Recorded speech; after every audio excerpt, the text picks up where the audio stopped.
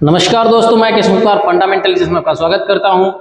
खरपतवार प्रबंधन की अगली कड़ी में हम लेकर आए हैं मैकेनिज्म ऑफ वीड परसिस्टेंस कि लगातार जो खरपतवार हैं वो हमारे खेतों में बढ़ते क्यों जा रहे हैं, क्यों परसिस्ट होते जा रहे हैं, उनकी क्या क्रियाविधि होती है।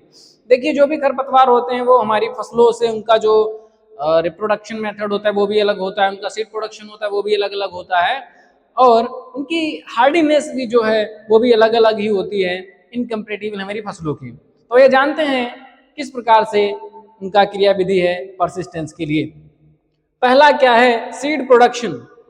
तो सबसे पहली जो बात आती है, अगर हमारा खरपतवार को देखा जाए तो खरपतवार जो होते हैं वो हमारी फसलों की अपेक्षा कहीं ज्यादा बीजोत्पादन करते हैं, जिसके चलते अगर कोई भी खरपतवार गलती से भी अगर एक पौधा भी रह गया तो हमारे अगले साल बहुत ज्यादा पौधे तैयार कर देता है। जैसे कि ये हमारा अमरेंथस है जो चौलाई बोली जाती है, अगर एक पौधे की बात की जाए प्रति प्लांट सीड पर प्लांट 1,96,000 पर प्लांट जो है क्या करता है, सीड प्रोडक्शन करता है। वहीं दूसरी तरफ चीनोपोडियम एल्बम है हमारा, वो 70 से 72,000 पौधा पर प्लांट जो है बीज को उत्पादन करता है।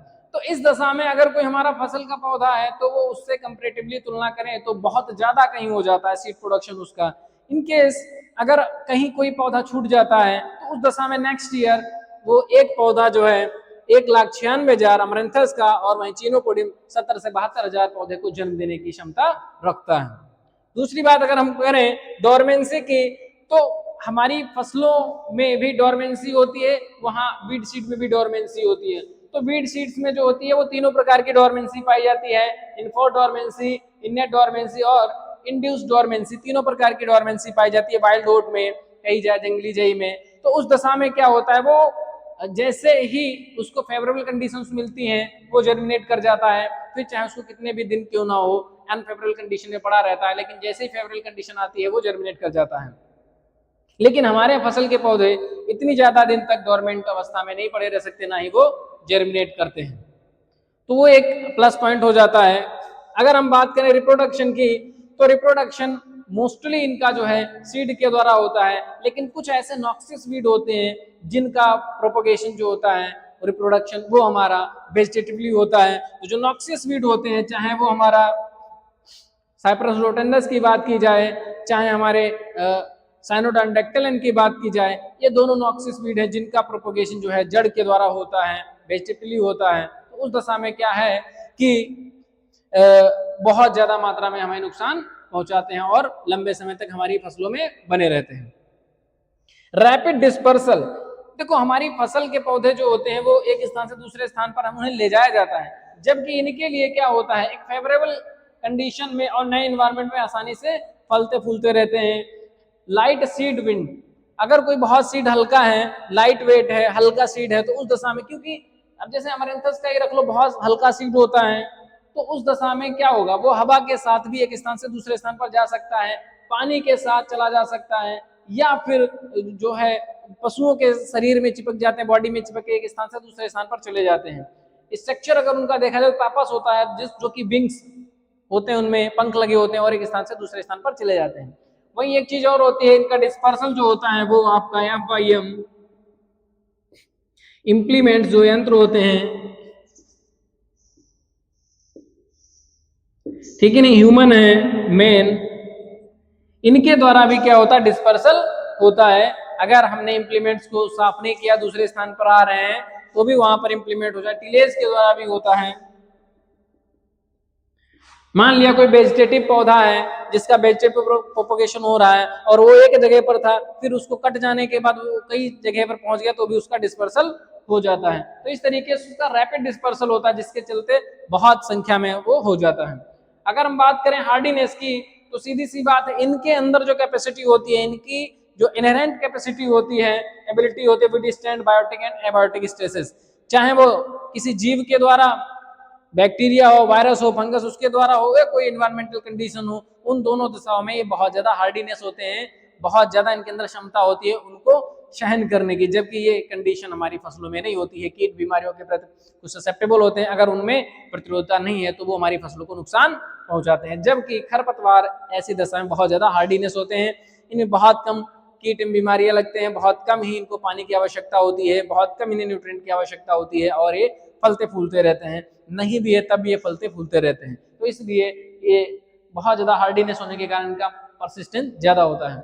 अगर हम बात करें इवेसिवनेस की, तो कुछ खरपतवार ऐसे होते हैं जिन्हें हमारे पशु नहीं खाते हैं, चाहे उनका टेस्ट खराब हो या वो मिमिक्री नेचर के हों या फिर उनमें कोई स्पेंजी नेचर का होता है, विषैले होते हैं, तो उस दशा में क्या होता है, वो खरपतवार ऐसे खड़ा रहता है और उसकी संख्या लगातार बढ़ती रहती है। तो ऐसी दशा में क्या होता है, उनका बहुत ज्यादा मात्रा में स्पेक्ट्रम हो जाता है, बहुत ज्यादा खरपतवार फैल जाता है, जिसे खत्म करना मुश्किल हो जाता है फिर। तो ऐसे कंडीशन को इवेसिवनेस कहते हैं, जिन्हें पशु नहीं खाते, चाहे टेस्ट के कारण नहीं खाते, ऑर्डर के कारण नहीं खाते, या मिमिक्री है, नहीं समझ में आ रहा है, तो इस दशा में वो रह जाते हैं। और अगर हम उनको नष्ट भी कर रहे हैं, जैसे मान लिया तो वो फसल के समान ही है, तो उस दशा में उनकी संख्या बढ़ जाती है। जैसे गेहूं के खेत में गेहूं का मामा, धान के खेत में जंगली धान, गेहूं के खेत में जई, तो इस दशा में क्या होता है, हम उनको पहचान नहीं पाते और उनकी संख्या बढ़ जाती है।